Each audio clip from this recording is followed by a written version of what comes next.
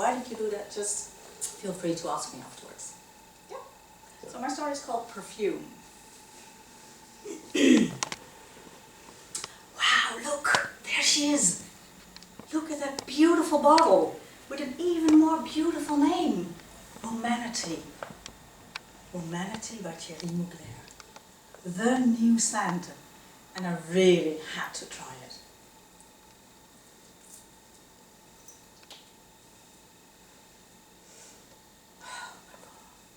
That was horrible. So disappointed. I turned around and walked away from the shop. Maybe you know, maybe you don't, but perfumes are made out of tones, of notes, as they say it. You have the top notes, which are the very volatile smells that you smell at first. And in this case, that was not a good one, for me at least. After time, you get the middle notes and the base notes that emerge.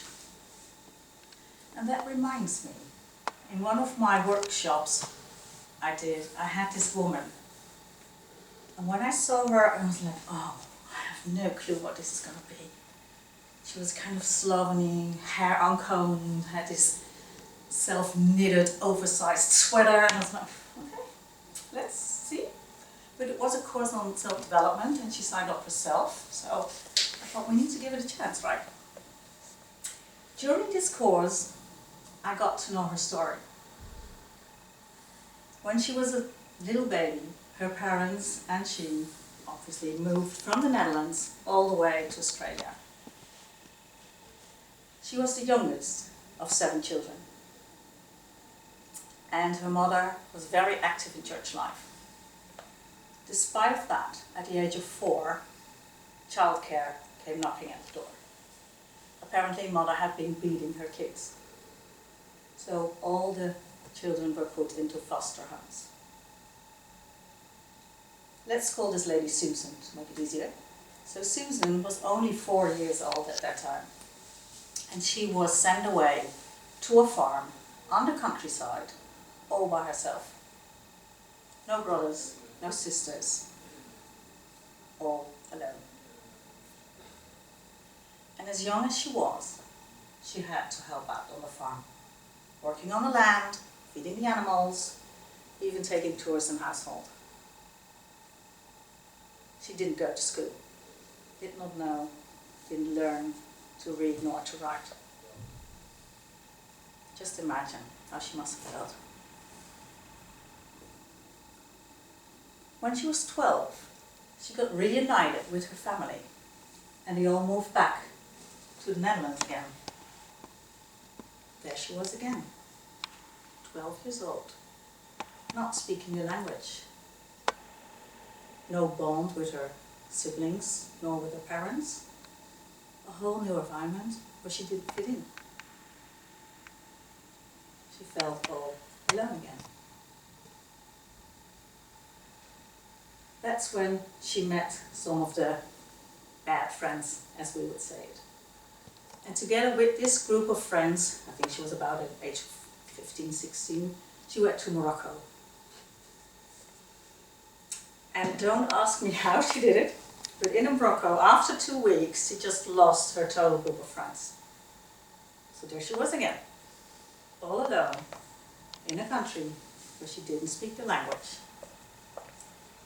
No people around her who she could rely on. All alone. She had no craft, she didn't know what to do, so the only thing she knew what to do in order to survive was to steal. And eventually she got caught by the police. And since she was brought to Morocco, she went to Morocco without a passport. She was put into a Moroccan jail. All alone again there. After time, she got released and was sent back to the Netherlands. And then she thought, well, this might not be the most easy way to live my life. And she started working. So she started working in the catering industry, in restaurants, cleaning services. And in this period of time, she also had different kind of relationships. And one of those relationships left her pregnant at the age of 18. that, to Susan, was her turning point in life. She thought, for this baby, I need to do things differently. And she started to educate herself. She went to junior high school, senior high school, went to university, where she got her degree, where she specialized in social pedagogical work. She started working in the healthcare industry, having different kind of jobs there. And she found out, and she also specialized in that that she loved really working with kids that have ADHD or autism. So she found her purpose.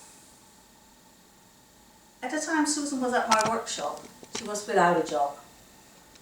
And as some of you told already, her self-esteem, her confidence has dropped again. What was so amazing, during this course, we were with multiple people, we saw Susan flourish. She started to dress more nicely, went to the hairdresser, but what's more important, we saw the twinkle return in her eyes. She really felt like life's worth living again. I'm allowed to dream, and I'm allowed to do something with that. By the end that the course was finished, Susan was ready to start her own business. I have so much respect for that woman. Just imagine what she went through.